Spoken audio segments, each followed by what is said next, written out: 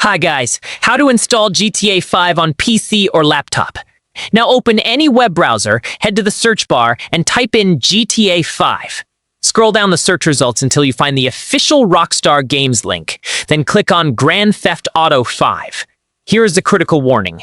The first few results are often fake download sites, so always look for rockstargames.com. Always verify that the web address displays rockstargames.com to protect yourself from fake download sites. Once on the official page, scroll down until you reach the Buy Now section. This is where all the purchase options live, so don't stop too early. Look to the right side of the page under the available platform choices.